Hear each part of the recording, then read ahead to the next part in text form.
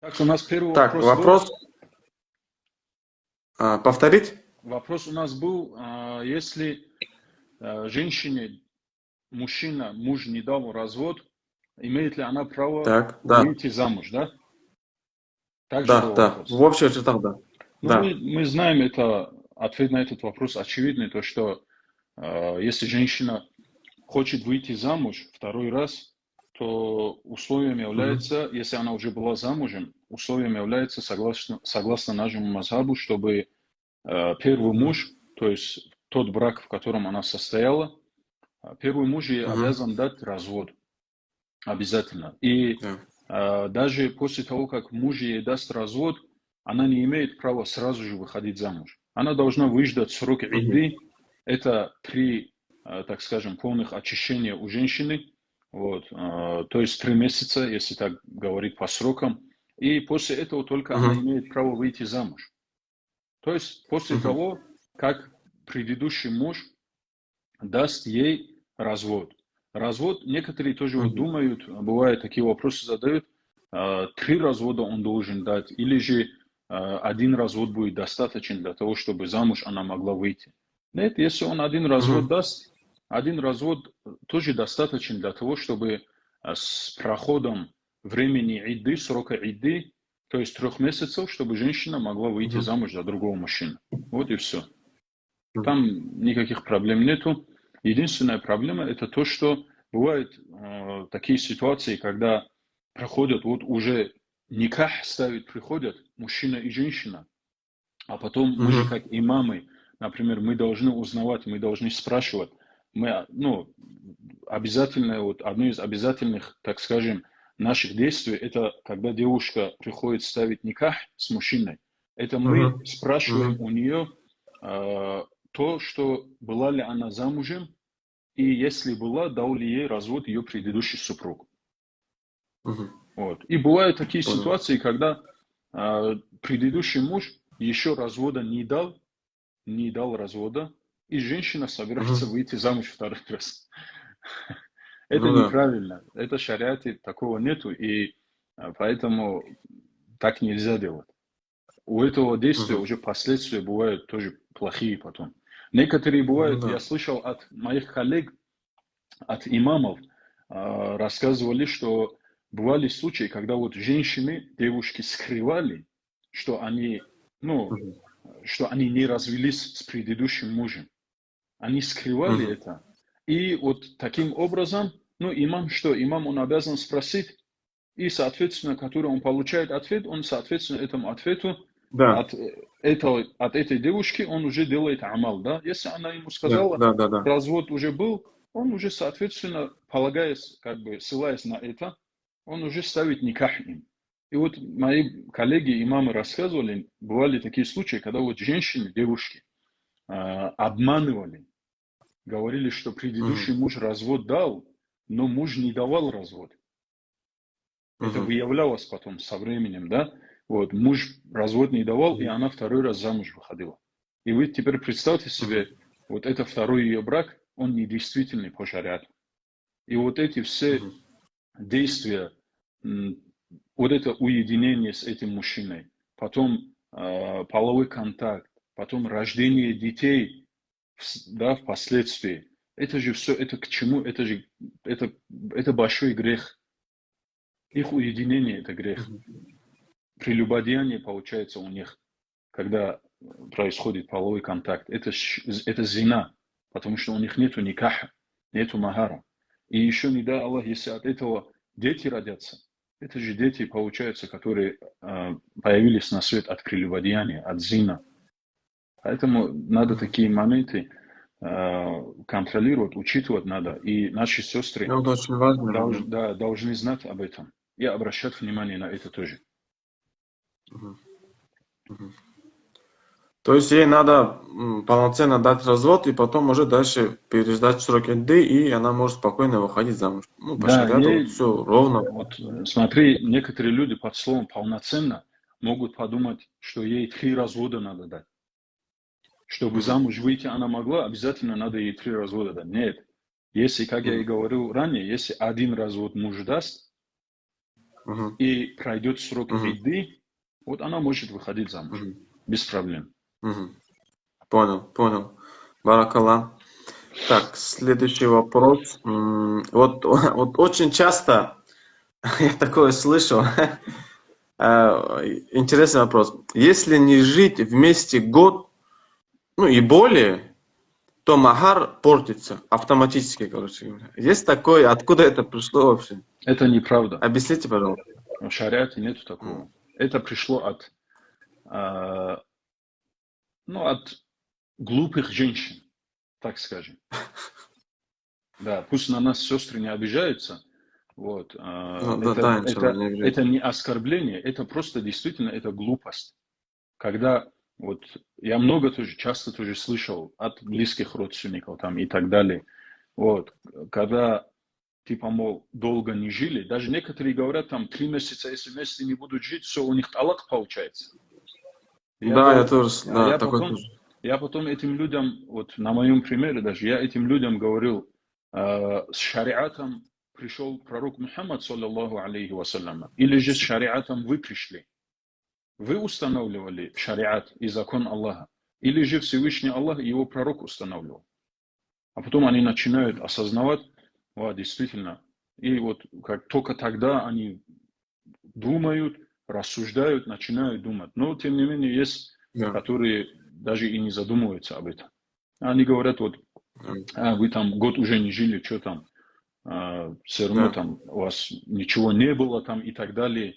Они думают, что если, опять-таки, не было какого-то полового контакта, вот, и уже девушка, женщина живет там год, 2 года, 3 года без мужа, вот, что она уже считает, что она свободная. Нет, хоть она 30 лет будет жить без мужа, выйдя замуж, но будет жить отдельно от него, и он при этом ей развод не даст, у них развод не получается. Не получается. Все. Развод получается только тогда, когда мужчина произнесет определенные слова развода. Кстати, вот следующего... Баракалла. Следующий вопрос как раз-таки вот про эти слова. Слова развода, какие они? Косвенные, прямые. В общем, расскажите про это, пожалуйста. У нас в шариате, согласно нашему мазхабу, есть 2 вида развода. Слова, так скажем, словесный развод 2 видов есть. Первое – это сарих. Это прямые слова развода. И есть кинаят. Кинаят – это значит слова развода с намеком, так скажем. Когда нужно смотреть на намерение. Произнес какие-то слова, касающиеся развода. И там уже нужно смотреть на намерение. Например, сарих слова, прямые слова развода, в котором намерение не рассматривается. Это такие слова, как, например, муж, допустим, к примеру, жене говорит, я тебе даю развод. Прямо даже? Прямо говорит, да. Все, здесь уже не рассматривается его намерение, с каким он это намерением сказал, из-за чего он это сказал и так далее. Вот. Также, например, ты разведена. Тоже слова развода. Вот. То есть вот эти слова, или же там таляк, например, он говорит, таляк, я даю тебе таляк, то есть я даю тебе развод и так далее. То есть вот эти слова, они считаются сарихом, прямые слова развода. Что касается кинаят, которые уже нужно смотреть на намерение, это, например, ты мне не жена, допустим. Муж говорит жене, ты мне не жена. И вот там уже надо смотреть. Вот ученые нашего мазхаба говорят, там надо смотреть, с каким намерением он это произнес. Например, может быть, он это произнес с намерением испугать ее. Напугать ее, так скажем, чувство привести, чтобы она чуть, успокоилась. Встрепенулась. Да. Вот. Он ей говорит с намерением, чтобы она успокоилась, чтобы она в себя пришла, ты мне не жена, он говорит ей. Вот. Здесь уже шариат говорит о том, что нужно рассматривать намерение человека. Например, часто бывает, иногда бывает, спрашивают жены,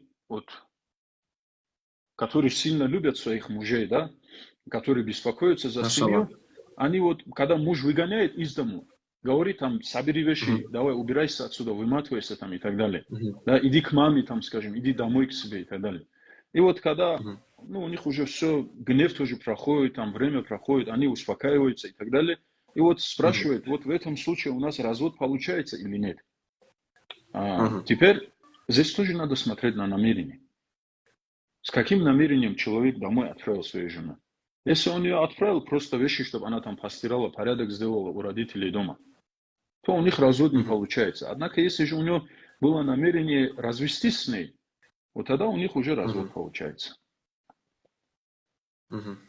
Поэтому вот, ну, ответ на этот вопрос вот такой. Это согласно шафиитскому мазхабу. Шафиитскому мазхабу, баракаллах. Так, 4-й вопрос. Так, слова развода в опьяняющем, одурманивающем состоянии, будь то алкоголь, наркотик, там, ну и так далее, да, то, что разум опьяняет. В этом состоянии человек себя не контролирует и начинает нести, как говорится, всякую ерунду. Да. Как-то ему в этом послабление есть, там получился. В общем, разъясните, пожалуйста, момент. Ну, что касается, не в себе бывает.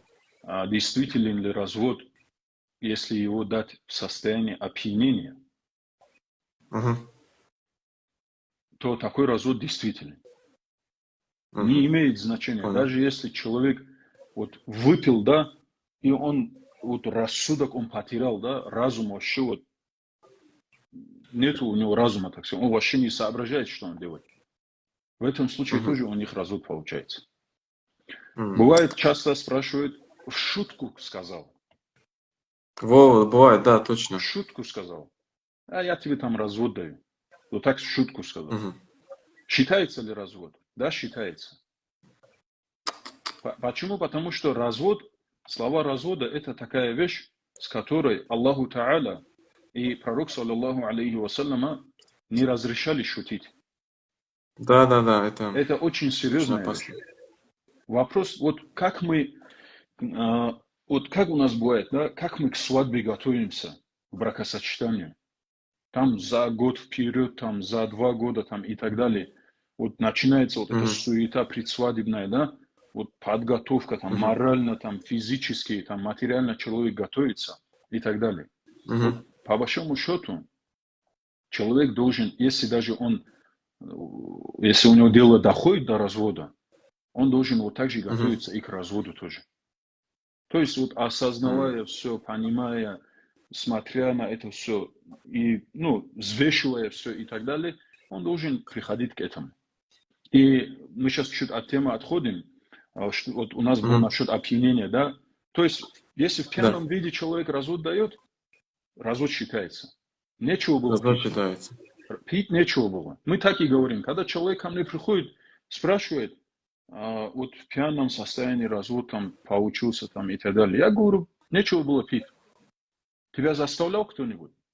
Не заставлял. Аллаху Та'аля тебе запретил употребление спиртного. Ты против Аллаха пошел, совершил этот грех. И вот тебе неблагодать, так сказать, безбаракатность твоего поступка, твоего деяния. Это и то, который вот приходит, да, кто приходит, спрашивает. А ты знаешь, сколько бывает людей, которые не приходят и не спрашивают у имама? Да. Так же и живут. Так же и живут, и вот так и остается это все. А это же все, это харам, это же нельзя так. Вот в шутку тоже. Да. Один раз также у меня вот близкий родственник тоже вот так спрашивал. Просто с супругой шли на улице, общались, беседовали, и в шутку развод дал. Я говорю, как так? А что, говорит, в шутку нельзя, что ли, говорить это? Я говорю, нельзя, конечно, это же с этими вещами не шутят. Я говорю, хорошо, что ты хоть быстро, ну, сразу спросил про это, чтобы он мог, раджа, то есть он, чтобы мог ее вернуть обратно до истечения срока идды. Я говорю, верни свою жену, говорю, обратно. Она тебе сейчас на данный момент, она тебе не жена. Там даже 2-3 сутки у них прошло после вот этого случая. Я говорю, она тебе не супруга сейчас, а это не твоя жена. Пока ты ей раджа не сделаешь, пока ты ее не вернешь, она считается для тебя не твоей, ну, не супругой, не твоей женой. Верни, надо ее вернуть. И после этого он произнес слова, ну вот возвращение, он вернул ее. Вот. Да. И считай, что у них вот из-за его шутки у них осталось 2 шанса из 3, которые Всевышний Аллах дает. Бывают ситуации, когда вот человек маджнуном стал, сумасшествием. Когда человек, вот маджнун, это уже когда человек рассудок вообще потеряет и не соображает, что он делает. Бывает такое состояние. Это когда либо джинни схватывает человека, либо когда какая-то... Ну, да, больше всего, когда с джиннами это связано бывает. Вот в таком случае, в таком состоянии развод будет считаться действительным или нет? Если дать развод, то ученые уляма и говорят, что этот развод такой не считается. Когда он, будучи в состоянии вот умалишения, так скажем, умалишенным будучи, если он развод даст, это развод не считается. И также есть момент, когда вот человека заставляют, здесь надо сейчас обратить внимание, почему я это затрагиваю, это я потом объясню. Вот потому что многие к нам приходят, меня вот вынудили там развод дать, мужчины, меня вынудили развод дать, меня заставили. Я говорю, вот заставили под словом, если заставили, если вынудили, в шариате есть такой момент, раздел, что если человека вынуждают развод давать, то это развод не считается. Но в каком случае? Когда его жизни что-то угрожает. Когда его жизни что-то угрожает. То есть под дулом пистолета посадили человека и говорят ему, если ты развод не дашь, мы тебя сейчас застрелим, мы тебя убьем и так далее. И вот в этой безвыходной ситуации, вот это и считается вот эта безвыходная ситуация. Вот это и есть, это принудили. Вот тогда, если человек развод дает, там развод не считается. А однако, когда, например, приходит молодой человек, да, там мои родители там заставили меня развод дать и так далее. Я говорю, у тебя своя голова же есть? Есть, говорит. Твои родители тебе угрожали смертью? Нет. Я говорю, тогда тебя не вынудили, значит. Поэтому на такие моменты, на такие вещи тоже надо обращать внимание. Не нужно слушаться кого-то там, да, слушаться кого-то там, родителей и так далее. Почему я так говорю? Потому что бывает часто, что вот вопрос развода касается и родителей тоже. Когда родители начинают там нагнетать обстановку, да, говорят там, давай разведись с ней и так далее. Да, и со стороны женщин тоже, девушек тоже бывает так же. Когда мать грузит свою дочку там, давай разведись с ним и так далее. Зачем ты с ним живешь, что ты с ним не разводишься? И они потом приходят, когда уже развод делают, получается развод, потом они приходят, уже осознали, остыли, пыл осел, и они приходят и говорят, вау, вот так нас заставили тогда развестись, поэтому мы развелись. Сейчас нам выхода нету, что ли, там. Поэтому вот такие моменты тоже бывают. Понял. Баракалла. 5-й вопрос. Как по исламу ставить никах? Что для этого нужно? Вот захотел я никах ставить. Вот как, что мне делать? Ты же знаешь, что надо делать. Ты же уже прошел через это. Ну, я думаю, это то, что мы скажем, это будет как бы не новое, но тем не менее, тот человек, который жениться хочет, он, конечно же, чтобы никах, наверное, вопрос нужно поставить каким образом? Вот чтобы никах действительным был, считался действительным. Да. Что нужно для этого делать? Ну, для этого нужно, чтобы был жених, был опекун девушки, на которой он хочет жениться. Вот. Также в нашем мазхабе наличие 2 свидетелей. Потом еще есть там условия во время никаха, процедуры. Это слова никаха. Там, например, я тебе отдаю в качестве жены замуж свою дочку там, или же уполномоченную там и так далее. Вот. И этот жених говорит, я принимаю. То есть вот таким образом есть определенные условия. Потом есть там куфат, это уже равноправие там, и так далее. То есть есть такие тонкости, моменты. Вот. А тот, ну, если коротко говорит, да, на понятном языке, тот, кто жениться хочет, он должен, соответственно, если у этой девушки есть отец, опекун, он обращается к ней, к нему, то есть сватается, потом уже они, если договорились, они идут уже, ну, в наше время имамы решают эти вопросы. Если они договорились, решили уже пожениться, то они идут к имаму местности, где они живут, и ставят. Им там решают весь этот вопрос. И все. Вот. Мы как раз таки плавно подошли к последнему вопросу. Вот в Газикумухе, да, вот вы, наш уважаемый имам Газикумуха, куда подойти молодоженам, чтобы никак поставить? Ну, опекуну и будущему мужу. Так же, как и в других местах, да, во всех местах, здесь вопрос никаха решает имам села. Ну, в данный к вам, момент то есть, это я получаюсь, да. Вот.